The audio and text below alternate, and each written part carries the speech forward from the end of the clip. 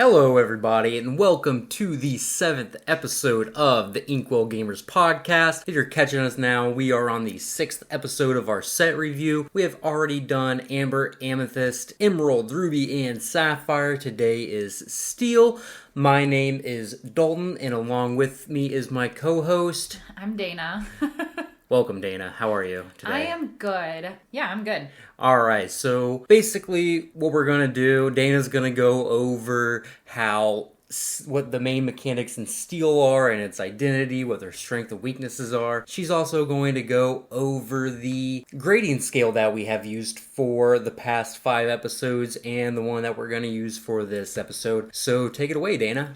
Alright, so if you've been catching us on any of our previous episodes, you know that typically our rules for how we're starting this kind of set review are reversed. Dalton wanted to switch it up on me last minute, which I do not like, but here we are. So basically for Steel, the pros of this color, you have a board controlling color that stops early aggression, and it is also really good at dealing with a lot of smaller enemies. Now on the flip side of that, its weaknesses are that it's bad at banishing a single big threat, and it doesn't really have a lot of card draw. So you'll see that as we kind of go through each of these cards. Before we get into that, let me just go through how we have been grading these thus far. We have a scale in which S is the best, D is the worst. So S is something that you can't imagine cutting a quantity of 4 at in your deck. So it is a very high power level. An example of this would be Rapunzel. Going down to our next one of A. This is one of the best cards in the color. It has a high power level, like Maximus Palace Horse. It will be played in most decks, but there might be a few decks that might not want it, or at least might not want all 4 of that quantity, depending on the strategy that deck's trying to play. It could also be the best card that causes you to kind of build around it, like Stitch Rockstar. So moving on to the one below it, we have a B. These are very solid role players. You could have a quantity of 4 in a lot of your decks due to just its inkability and its stats, but it might not necessarily be a high power. So you could have something that also would be a higher power level character, but maybe expensive, or it's not inkable. So it would be hard to have a quantity of 4 of it, and you might play it in some archetypes, but not others. Moving on, we have a grade of a C. This is including cards that take a very specific deck to make playable. It could have niche applications, but most likely you're not going to have the full quantity of it, and it might not be super playable. Lastly, we have D. This is mostly unplayable. So cards that, as of right now, we don't really see any application for, and we wouldn't even want to splash our deck with any of them.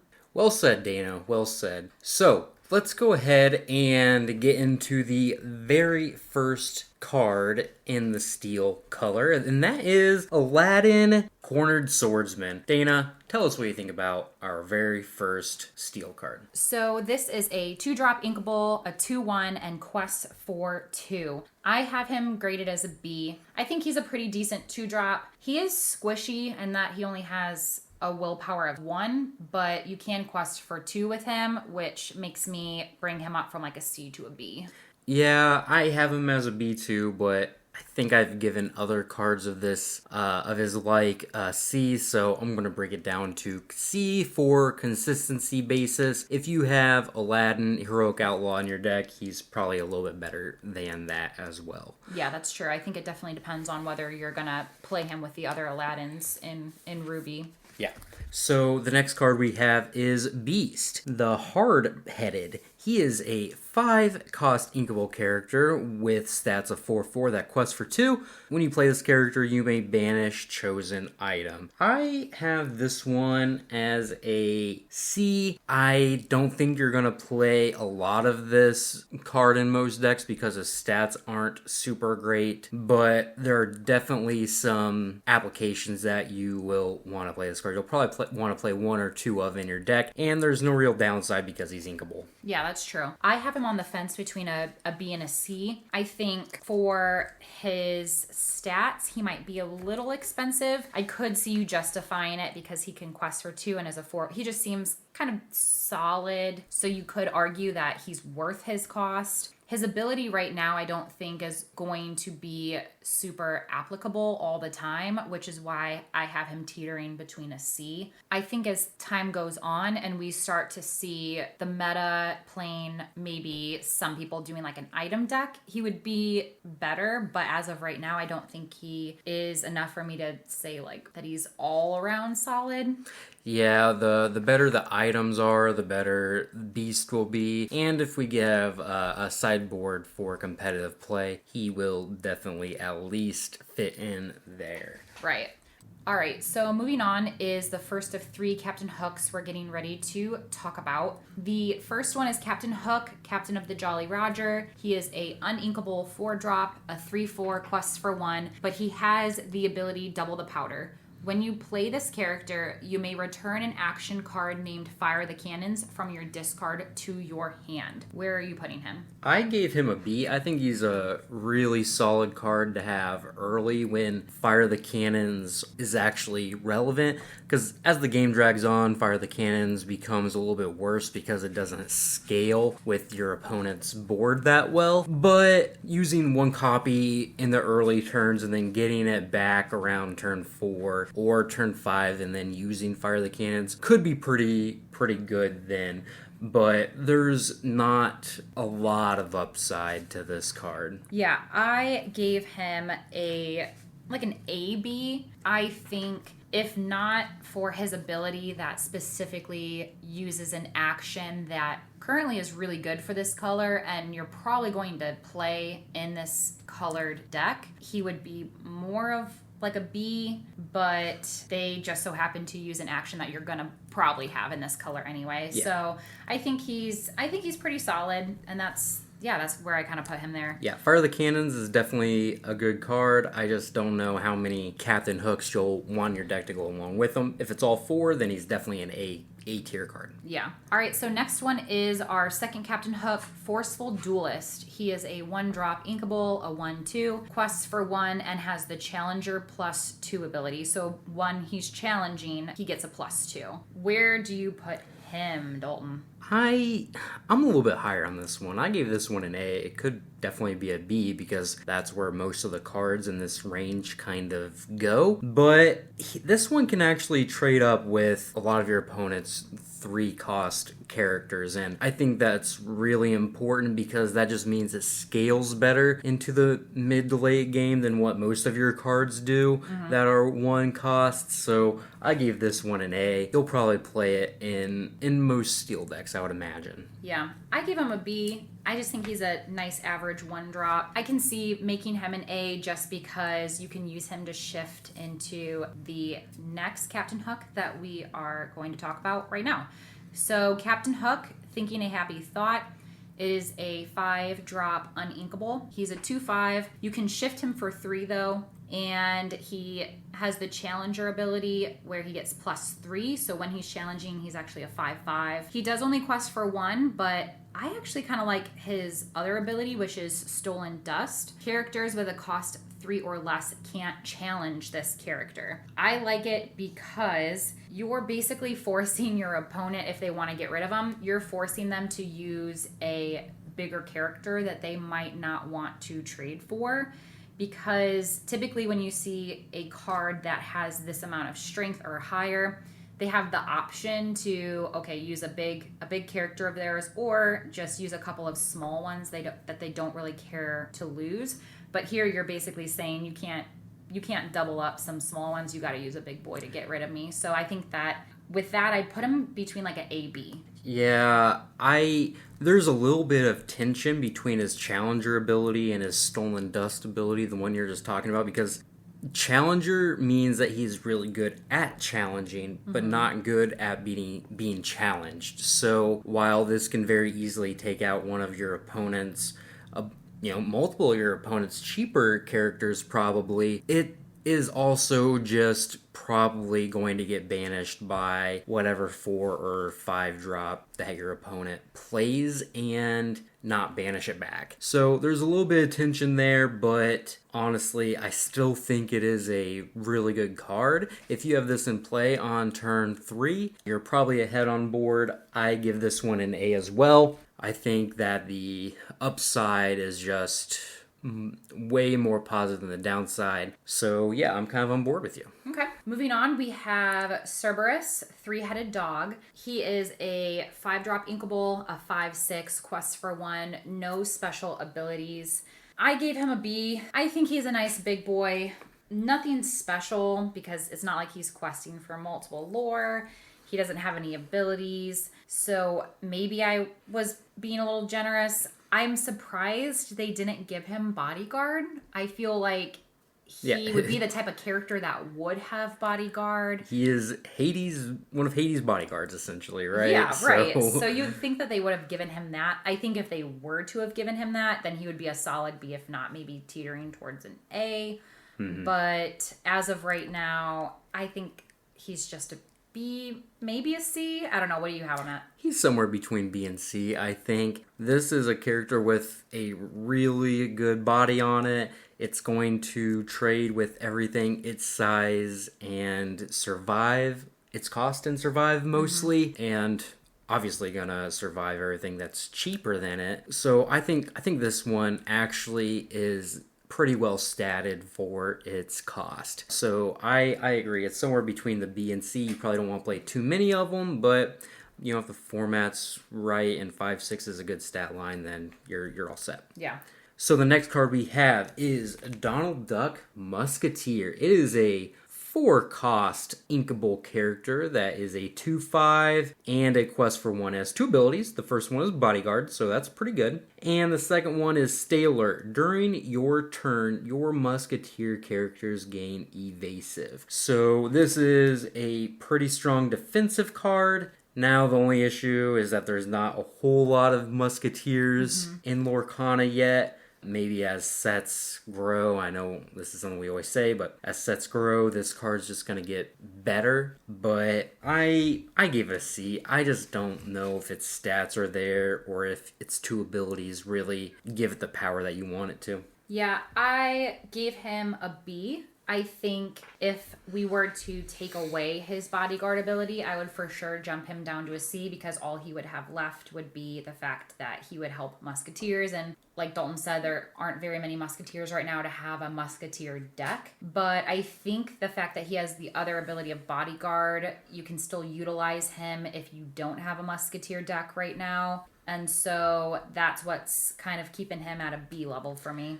Yeah, one of the things that we didn't talk about is that there will be a bodyguard deck with one of the items we'll talk about a little bit later, and this is a fairly good card to fit in that deck, so it'll definitely be a player there. So, you know, maybe it could end up being a B eventually. Okay, for sure. Moving on, we have Gantu, Galactic Federation Captain. He is a 8-drop inkable, a 6/6, quest for 2, and has the ability Under Arrest. Characters with a cost 2 or less can't challenge your characters. Where do you put him? I gave him a C, could be a D. I think there's just so many good and powerful, expensive characters that I'm just not buying into this one. In fact, there's an 8-cost character in this very color that I think is just an upgrade to him. So I'm not gonna play him unless there is an extremely important reason to. So I'm just not about it. I actually gave him a B. I think although he's expensive, he is a big boy, quests for 2, but I'm more thinking of the stipulations of his ability. So similar to Captain Hook, Thinking a Happy Thought, on the Hook side, characters with a cost 3 or less can't challenge this character, whereas Gan2's verbiage is characters with a cost 2 or less can't challenge your characters. So I think it widens your board in the sense of your opponent has to use their bigger characters. They can't just use a bunch of smaller ones, and it affects all of the ones on your board, not just him. So I think that makes him maybe a little bit better. And that's why I gave him a B. There are definitely some strategies that is going to play really well against, like the Dr. Facilier strategies or the Mickey and the Broomstick strategies that plays really well against. So I could definitely see it having some applications, but I still think that a card that we're going to talk about in a few minutes is a little bit better. But I could see it being a B still. Mm-hmm. Alright, so next we have Goons, Maleficent's Underlings. This is a 1-cost inkable character that is a 2/2 that quests for 1. It is a B like every other one of these. Yep, I got a B2. Average, nothing special. Don't really have anything else to say about it. Love it. Alright, so next we're going to just go right into Hans, 13th in line. It is a 4-cost inkable character that's a 3/3. It quests for 2, and it has the ability Stage a Little Accident. When this character quests, you may deal 1 damage to chosen character. Dana, how do you like this one? I have him around an AB. I think I would probably want 4 of him in my deck because not only does he quest for 2, but he's not too expensive, and he also deals damage when questing, so you get a 2-for-1 and are pretty productive during your turn. Yeah, so this card lines, or I shouldn't say lines up, it combos well with all of the damage cards that are in Steel, like Grab Your Swords. It just makes it so those cards can deal with higher willpower characters, and if you get 2 of these in play, that is exceptionally strong as well. Just dealing 2 to whatever characters your opponent has, that lets you deal with a lot of characters that you might not normally be able to deal with. So I like Hans a lot. It's an okay sized body. It quests for 2, and the ping is really important. It's very impactful. Yeah. Okay, moving on, we have Hercules True Hero. He is a inkable 3-drop, a 3/3 quest for 1, and he is a bodyguard. So you can enter him into play exerted, and your opponent has to challenge him before they can challenge your other characters. I gave him a B. I think he's a nice solid 3-drop, and I really like that bodyguard ability, so it can throw off the tempo of your opponent because they might have been planning on attacking one of your characters, but now they can't. So you can kind of quest with the other ones for free while making him be their bodyguard. Yeah, this is a B level card, I think, as well. I think bodyguard is really good on your cheaper characters, and this can be a card that protects the Hans that we were just talking about, so you can get multiple quests out of it, multiple pings with that 1 damage, and it can just protect other characters you have as well. So I'm pretty into this card. It's gonna be a solid role player for sure. Yeah. All right. So next up we have Kristoff, Official Ice Master, a 3-drop inkable. What a name, by the way, the Ice Master. I know, right? And he quests for 2. He doesn't have any ability, but I think he's just a solid 3-drop. I really don't have much more to say about him. Yeah, I gave him a C. I think he's probably worse than Hercules. Not saying that you have to play one or the other, but I think in a generic sense, I'd rather just put Hercules in my deck, but so I gave him a little bit lower of a grade. Okay. Next we have Kronk, Right Hand Man. He is a inkable 6-drop, a 6/6, and quests for 2. Nothing special about him. He's just a nice big body to either quest with and make your opponent choose what they're going to do about him. Like, are they going to use one of their bigger characters? Are they going to have to double up to smaller characters? And so I think he's just a nice B for being a big body. Yeah, this is definitely a big body. Its quest for 2 is pretty threatening, and this I just think that a 6/6 is pretty well statted. It trades with Gone To if your opponent's doing that. If your opponent has Stitch Abomination, it trades favorably into that. I think just being a 6/6, that quest for 2, it's going to have some good trades across a lot of the different colors. Even the 8 mana Elsa, it trades into that pretty well. So it might be a useful card. I can see giving it a B, but I don't know how many you're going to play, but I can see it being played. So next we have Lilo Galactic Hero. It is a 3-cost inkable 4/2 that quests for 2 with no abilities. I gave this one a C. I, again, would probably rather just play Hercules as my 3-drop of choice. It does quest for 2, which is nice, but, honestly, I'd probably rather play Kristoff over it too, which is a very similar card, but it has 3 toughness, so it's weird that they gave this color 3-cost characters that are very similar to each other, honestly. I don't know what the point of that was, but I think this is probably the worst one of the 3. So I gave it a B, but honestly, I gave it a B because I saw that strength of 4 and I was like, ooh, and the quest for 2 and ooh, but honestly, hearing you compare it to the other ones, I do realize now that it is not the best for the cards that are very similar to it. So I'll probably jump mine down from a B to a C at this point. Yeah, this is the one of the 3 drops that trades for your opponent's 1-drop 2/2 or 2-drop characters, and you just don't want to be trading down in mana like that. Granted, this could also trade with a lot of willpower 4-drops, but you're going to quest for 2 with it a lot of the time, so that's the whole point of the card, I feel like. I don't know. I'm just not into it. Fair enough. Okay, so next we have Maui Demigod. So this is a inkable 8-drop. It's an 8/8 quest for 3. Tell me about it. Yeah, so this is the one I was comparing Gontu with, and I think this one is a little bit better just because it's bigger for 1 and it quests for 1 more as well. This is a card that is not going to be easy to deal with for most decks. It's going to be hard to race when your opponent gets it into play, so I think it's a C or B level. Again, it's an 8-cost card. You can't have too many of those in your deck, but it is going to be a very impactful card when it gets in play. Yeah. I was putting it more at an A-B range. I know it's expensive, but I feel like just because of his ability to quest for 3, and he has a strength and willpower of 8 each, he would be really hard to deal with if you don't have big characters in play or you don't have a removal action like Dragonfire, so it might be difficult or annoying for your opponent to easily get rid of him. So that's why I think he could be more of an A-B. Yeah, like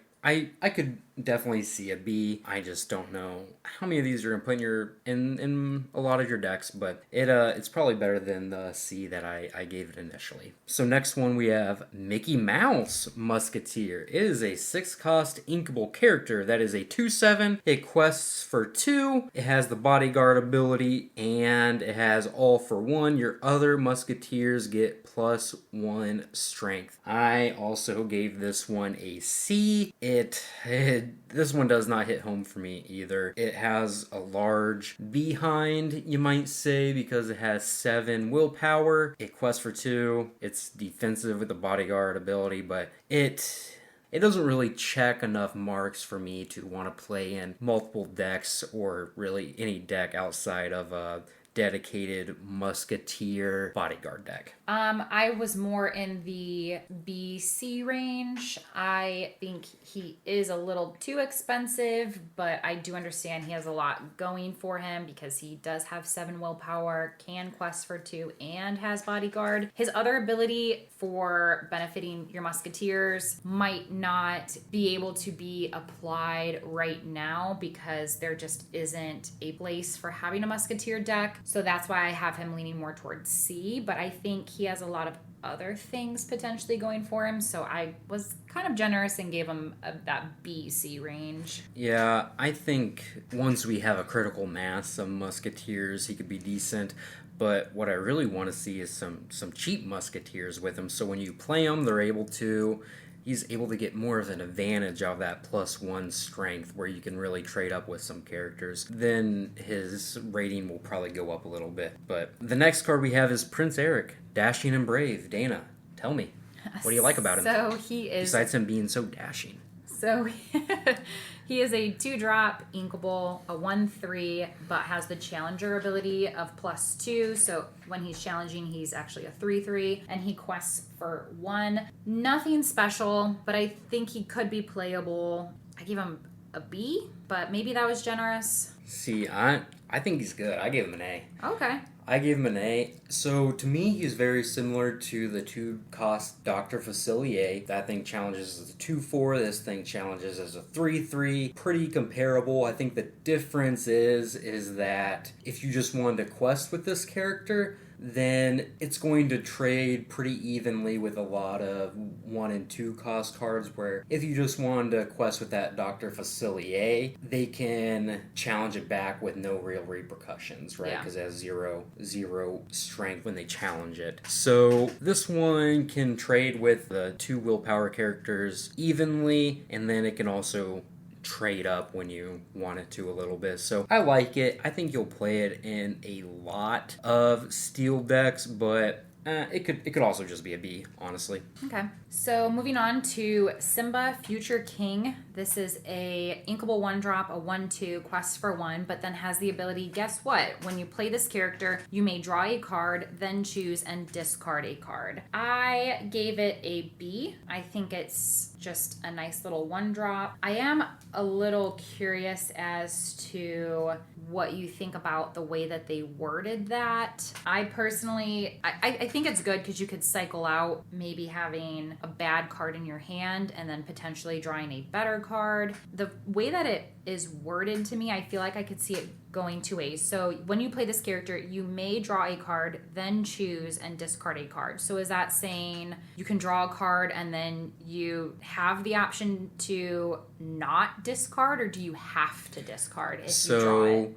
So if you draw a card, you have to discard a card. Okay. But if you don't draw a card, then you don't have to discard anything. Okay. So yeah, it's a may there. So you don't, if you really like your hand, you don't have to do it at all. But 99% of the time, and maybe honestly even 100, it will be correct to draw a card, because seeing more cards and having better options, no matter how good you think your hand is, seeing more cards is going to be better than seeing less. Right. So even if you have an insane hand and you draw a card off the top and it's good, well, the chances are, if it's really good, it'll probably replace one of the other cards in your hand. If it's bad, then at least you're not going to draw it next turn. Right. I gave this one a B. It's a solid 1-cost character. I'll probably play it in most steel decks, and especially steel decks that are looking for 1 card specifically to,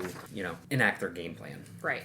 Okay, so moving on to our next Simba, we have Simba Returned King. This is a 7-drop inkable 4/6, quest for 2, challenger 4, so it becomes an 8/6 when you're challenging, and then also has the ability of pounce. During your turn, this character gains evasive. Where do you have this one? I have this one as a C as well. I think one of the issues with a lot of these expensive cards that are just stats is that there are expensive cards in other colors that just do a little bit more than that. Hades, for example, is a creature that comes into play and removes your opponent's creature. You have Aladdin, which costs the same but can shift to be a little bit cheaper, and that is a lore swing of 4 points effectively. It will decrease your opponent's lore and give you more lore. I think every color has an option that's a little bit better than this. So I gave this C. It's just not what I'm into. So I gave it a B. I think I only gave it a B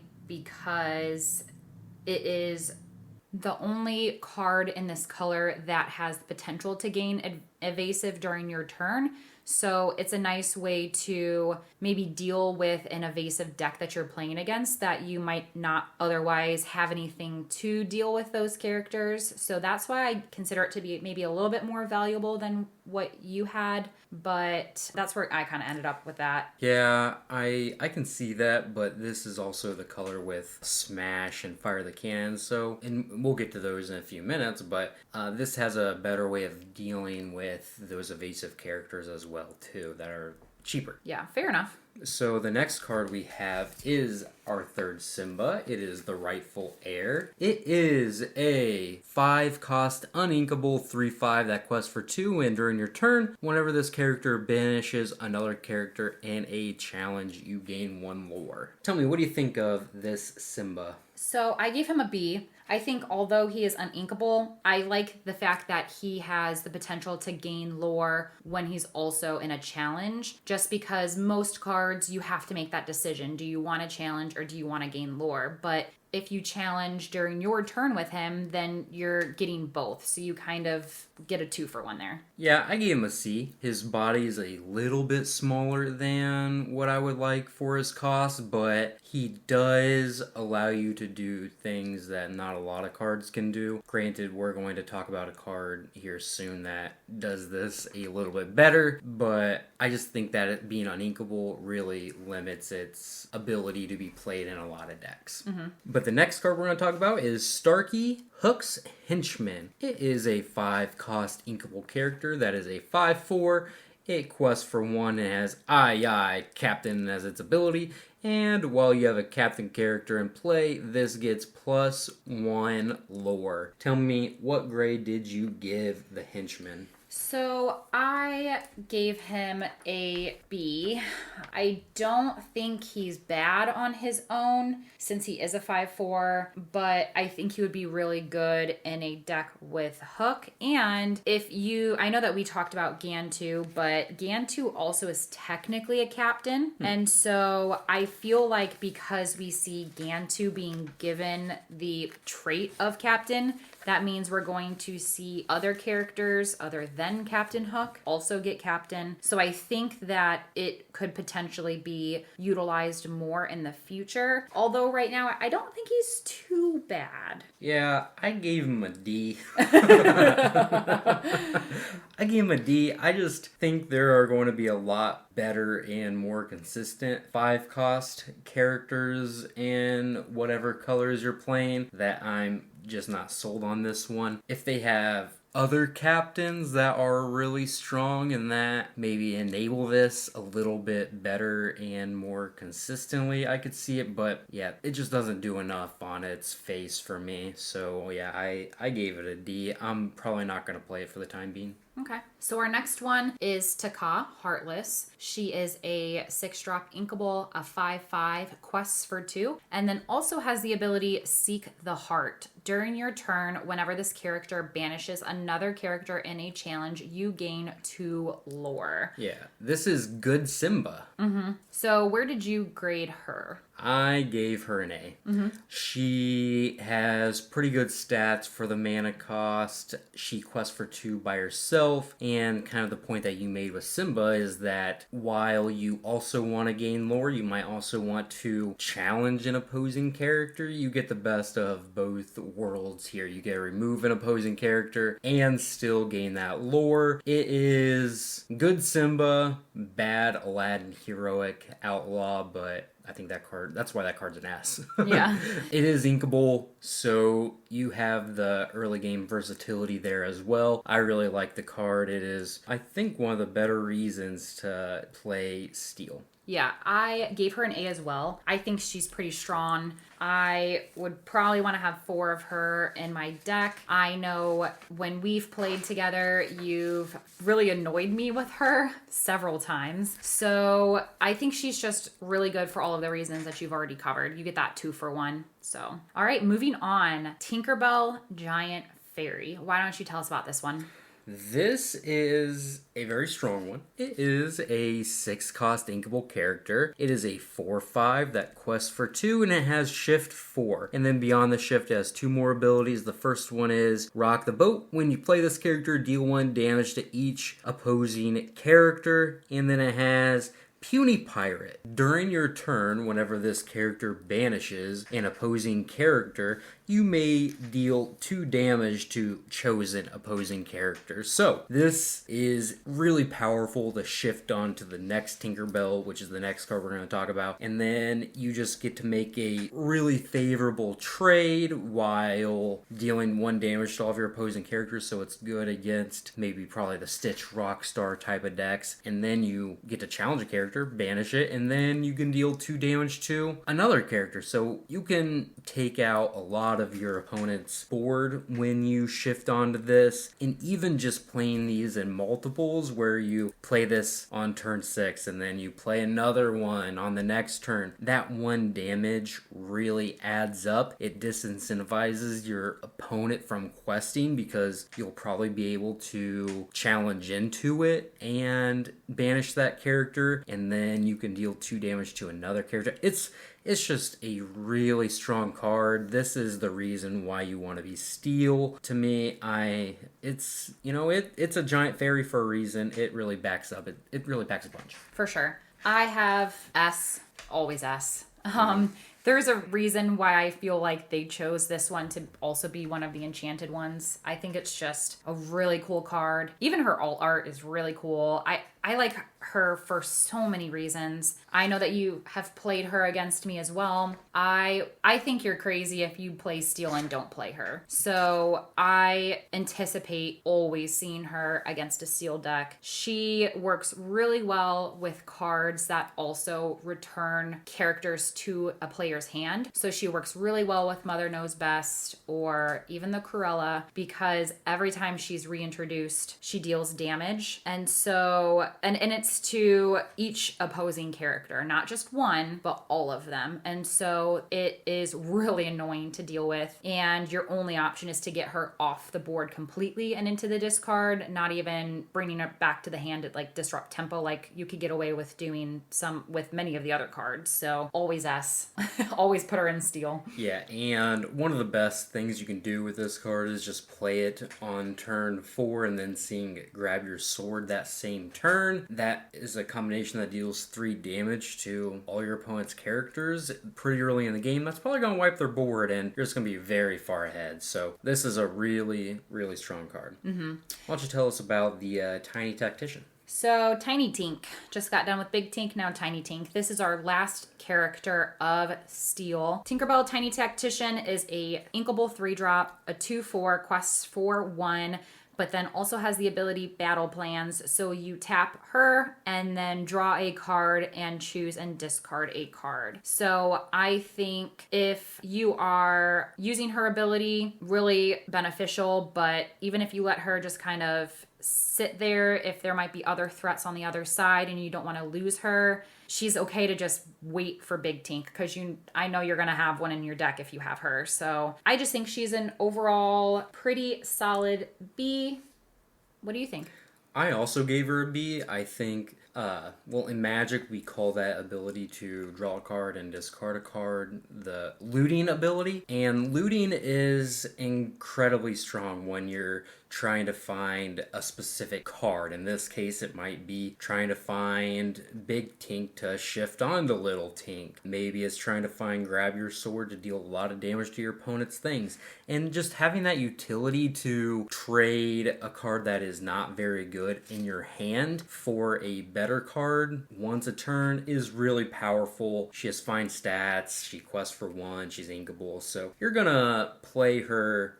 Well, mostly because you have Giant Fairy in your deck, but you could even play her in decks, just a random deck besides that. If Giant Fairy was a card, I think it's a pretty versatile character. Mm-hmm. Okay, so moving on to our actions and items, we have a Whole New World. It is a 5-drop uninkable, but each player discards their hand and draws 7 cards. Now, I know that there's a lot of split opinion on this card. I feel like some people argue it is bad because you have to do it too, but it also is argued to be really good because it disrupts your opponent and potentially what they had in their hand and trying to build up to. You might have completely taken out what they've been holding on, just waiting to play, and now they have to start all over. How would you grade this one? I think this card is very, very good. I think it's an A, and it's mainly really good, I think, because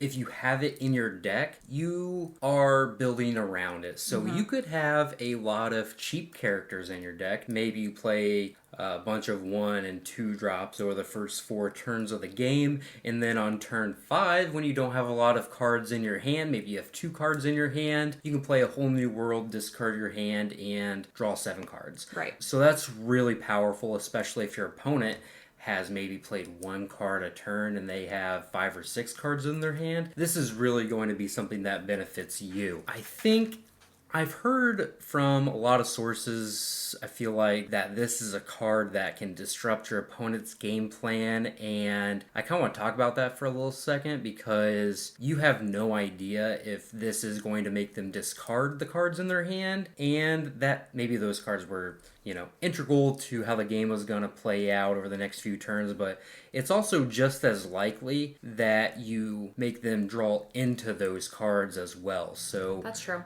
So I don't really consider my opponent's game plan very often when I look at this card. I'm just trying to build around it to maximize it for myself. And if you can do that, then I think it's going to be probably the best card in your deck because this is the only card that really has this kind of effect in the game.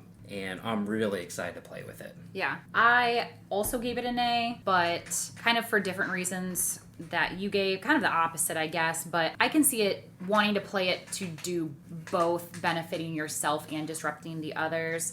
I think for you, a lot of people might not want to play it to disrupt themselves, I guess. But think about it. You get to play it on your own accord. So it's not like you're forced to play it as soon as you draw it. Yeah, you're building your deck with this card in mind if you're playing it. And it's similar to be prepared. Obviously, yeah, you're banishing your characters with be prepared, but you're going to choose the right moment in time to play it. Same thing with A Whole New World. You're going to choose the right time to play it, so then you benefit from it. I think I actually kind of disagree with you. I think it also could disrupt your other opponent. I see where you're coming from. I guess I was just kind of stuck in that way of kind of throwing them off. So that's why I feel like I'm kind of sticking to that opinion. But you do make good points. I mean, they can draw into the cards that you're thinking about. I think maybe if you pay attention to them not inking cards or them holding on to those cards and not playing them, there's a reason why. So I don't know. I can see it go both ways. Yeah, I think it's just as likely that they have the bad cards in their hand as they do the good cards, and there's no way to know for sure. Maybe they're not inking cards because they don't have any inkables in their hand, Or, there's just no way of knowing what your opponent's plan is. So I don't think that's a whole lot you should consider unless they're stuck on 2 ink and you know that they can't ink any cards in their hand. Then you're not going to play this because you don't want them to draw into cards they can't ink. But, right. Outside of very niche scenarios, I think it's just best to play with this card in mind as far as enabling your game plan. Mm-hmm. Okay. All right, so moving on to another action that is Break. This is a 2-drop inkable where you banish chosen item. I made this a D.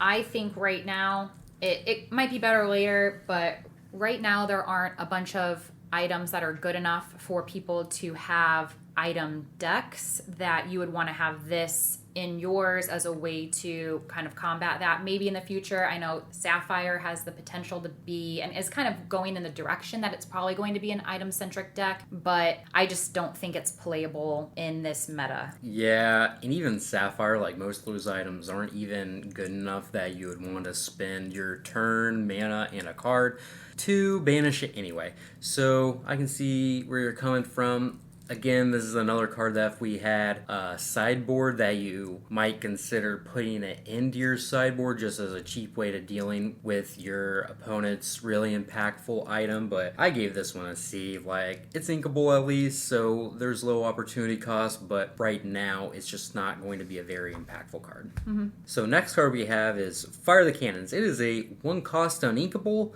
It's an action, just deal 2 damage to chosen character.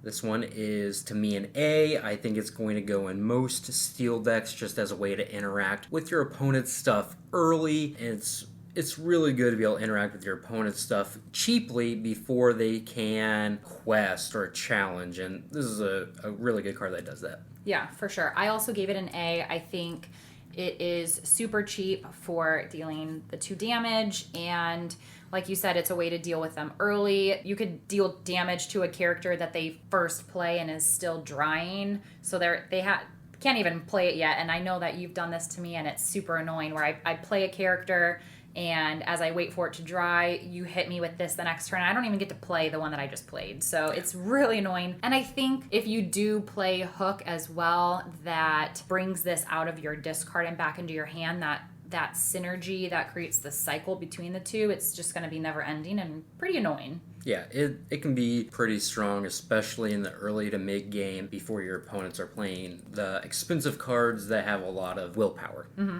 Next one, Dana. Yep, so Grab Your Sword. This is a song that deals 2 damage to each opposing character. So this is a 5-drop uninkable and works similarly to Fire the Cannons. However, you could sing it for free, and it does it to all of the opposing characters. So it's stronger. It's worth its cost, in my opinion.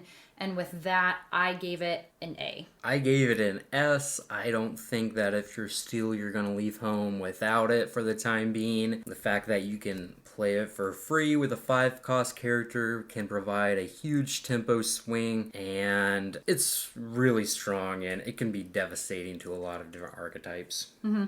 So next one we have Ransack. It is an action that is a 2-drop inkable. Draw 2 cards, then choose and discard 2 cards. Where do you have this one? I gave this one a C. I think there are some specific decks where trying to find maybe your best card, like let's say you were in a Sapphire Steel deck with Maurice and you had a bunch of items and you really need to find Maurice. This is a pretty good way of doing it. It just puts you at a card disadvantage because you're playing this, you're discarding 2 cards, so you're down 3 and you only draw 2. So you actually lose a card in the exchange, but it's really good at finding the most important card in your deck. You just cannot play too many of them. I gave him a B, C. So I was leaning more towards a C because I was thinking, all right, this type of ability you can get from other characters within the set, and then they also could quest and have their stats. But I can see why I could also lean towards a B because you could argue it's 2, whereas the actual characters that have this ability just do 1. So I can see his worth, and that's why I was in that BC range. Yeah, the more combo-centric decks that there are in the format, I think the better this card is to find those integral pieces. Mm-hmm, for sure.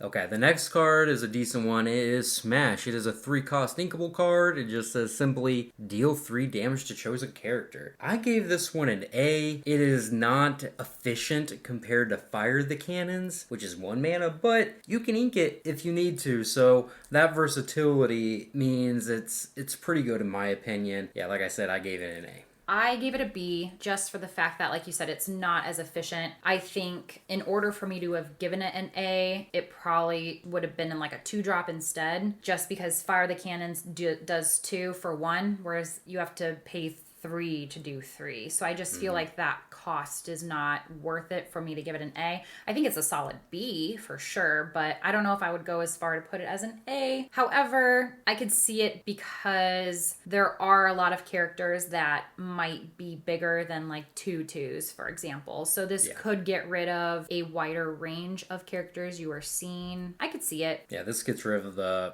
Pongos and the 4-mana Tinkerbells, for instance, but it's just not the most efficient card. Yeah. Okay, so next we have an item that is Beast's Mirror. This is a 2-drop inkable, and it has the ability Show Me. So you exert this item, pay 3 mana, and if you have no cards in your hand, draw a card. I gave this a D. I think it is Straight caca, apparently. Yeah, it is so niche. I could see you pretty much never being in a situation where you could use this. And the fact that you have to exert it and then pay 3 ink, I don't know, I just feel like it should have just, the type of card that this is and how very rarely you're going to use it, they should have just have you exert it for free in order for it to, I don't know, it still wouldn't be good, to be honest. Interesting. I gave this one a B. Oh. Yeah, I don't think this card's that bad. For one, it is inkable, so in the early game, just put it down your ink and no harm, no foul. And it is really easy to run out of cards in this color, particularly if you aren't a whole new world strategy. So in those scenarios, you get to the point where you can just play this late game and then you're just drawing an extra card a turn for 3 mana, and that's pretty good. Now, you can't play a ton of them because it's, kind of situational. It's not good against every deck, but you could play 2 of them in your deck. It's kind of like Magic Mirror, where in the control matchups, this card is going to be strong. It will provide some inevitability over time, but you are right in that it does not do a lot early. But I could be wrong on this one too, and that's totally okay. I do think it's better than what you're giving it credit for, though. I see you. I know that you said that it would be useful in times in which you wouldn't play a whole new world, but I think because we both think a whole new world is really good, chances are you're probably going to have that in your deck. So I think it reduces the type of deck that you're thinking this could be useful in. Yeah, and that's why I have it as a B. I don't think it's an insanely good card or anything like that, but I could see you playing 2 copies of this just because, for one, it is inkable. You don't always draw a whole new world in time, so it could be like a bad 5th or 6th copy, which makes it a maybe it's a C. Maybe it's a C. Okay. But I don't think it's a D. Okay. So moving on, we have Frying Pan. This is a inkable 2-drop. It has the ability Clang. Banish this item. Chosen character can't challenge during their next turn. Speaking of Ds, this is how I feel about this card. I have this as a C. Well, so I guess there's not much difference there. But. I think it could at least be good in certain situations. Not something you might want to have 4 of, but it wouldn't be bad to splash in your deck. So I do see it being more useful than making it a D and not having it at all. Yeah, I think you really need some item payoffs for this one to be worth it. Just playing it as a one-time use to where your opponent can't quest with a certain character once just doesn't really do it for me. There has to be a little bit more of a reason in your whole deck building process, I think, to play it. Mm-hmm. It would almost be like you would have to build it into a deck where you have characters that can let you go back into your discard and pull an item out. Yeah. So it could be used if you have that kind of character in your deck. But... yeah, absolutely. Okay, moving on, we have Musketeer Tabard. It is a uninkable 4-drop and has the all for one, one for all ability. Whenever one of your characters with Bodyguard is banished, you may draw a card. All right, I have this one as a B. Mm-hmm. I think it is a fairly strong build around. It's not one of the best build arounds that we've seen, I don't think, but they do stack pretty well. So if you have 2 in play, they both trigger off one of your bodyguard characters getting banished, and it is likely that your bodyguard characters get banished because they have bodyguard, right? So right. The one issue I don't know, I don't know how good or how many quality bodyguard characters there are. I haven't really tried to make a bodyguard deck that could work, but as more bodyguard characters come out, this is gonna get better. So I think the power level's there for this one. Mm-hmm. I have it as a BC. I like the fact that it's not like Frying Pan, right, where you have to banish it in order to use it. It can just stay there and occur every time. So to me, that makes it a B. However, because there aren't very many colors that have bodyguard at this point, you would be pretty limited to the color combo deck that you're playing. So that kind of makes me bump it down to a C for now. Yeah, it's a very limiting factor for this card that you can only play it in Amber Steel decks. So I can definitely see that. Mm-hmm. All right, so lastly, we have Plasma Blaster. This is a uninkable 3-drop and has the ability Quick Shot. So you exert this, pay 2 ink, and deal 1 damage to chosen character. I have this as a C. What do you have it as? I have this as a D, and let me tell you, there is nothing quick about this card. It is not really cheap for what it does. Its ability, you can only activate its ability on turn 4, the earliest, which is not cheap, and by then you're just doing 1 damage, and how many characters is that actually going to really affect on turn 4 when you're spending 2 mana to do that? I have it as a D. It's not inkable, it's slow. I don't see any case in which you're going to play this. I probably did give it a little bit too high of a grade with giving it C. I guess in my mind I was just thinking, especially because it's in this deck where Big Tink comes out and deals damage, and then this could come in and deal another damage and maybe finish off a character or something of that. So I felt like I could see its application, but in all reality, you're right. I think the payoff of it is not very good just because you have to wait and also pay to ink as well. So you know what? I'll jump down to a D. Yeah, you're so good at dealing 1 and 2 damage to characters, and this is just so slow at doing it. I don't think you're ever gonna play this card, at least not in the current format. All right. So with that being said, how'd you feel about the set review, Dana? I felt like it was good. I know for me personally, I felt like doing it really educated me on all that was out there. I think it's a great way to get a feel for the potential cards you could upgrade your starter decks with, which is what we'll be doing next. So we will be, in the next few episodes, reviewing each starter deck individually and then also giving our suggestions for upgrades. So I feel like this was a great exercise, at least for me, to be able to evaluate which cards I thought were good and bad. And then when we get into our upgrades, it would be easier for me to determine what to cut, what to add. So absolutely. What do you think is the strongest color so far? I might be biased, but I really like Ruby. I think Ruby is really strong too. Its top end is really powerful, so if you can combine it with at least a competent early to mid game, you probably have a really good deck on your hands. Mm-hmm. What do you think is the weakest color so far? I think the weakest color might be Sapphire. We can tell it is going to eventually be considered an item-based color, but right now it's not good with the cards that exist for it. It probably will get to the point where it'll be powerful, but going off of what it is right now, I don't really see myself wanting to utilize that with any of the other colors. Yeah, I agree. Sapphire seems the weakest to me. You have these ink ramp cards, but not enough cards that pay you off for wanting to do that. So I'm in agreement with you there. Okay, so that wraps up our set review. Over the next couple episodes, we're going to be doing starter deck reviews and upgrades on those starter decks that are budget friendly, because we know it's not the easiest to get access to all the cards right now, and I think learning to just do those slight upgrades initially is a really important tool to be able to use, so we'll be doing that. So you could find us on Twitter and Instagram as Inkwell Gamers. You can find us creating even more content on Twitch and YouTube, streaming Pixelborn, making videos for Pixelborn, or even just playing some tabletop paper games that we'll record for you. We'll post those on YouTube as well. We're also at Inkwell Gamers on those two platforms.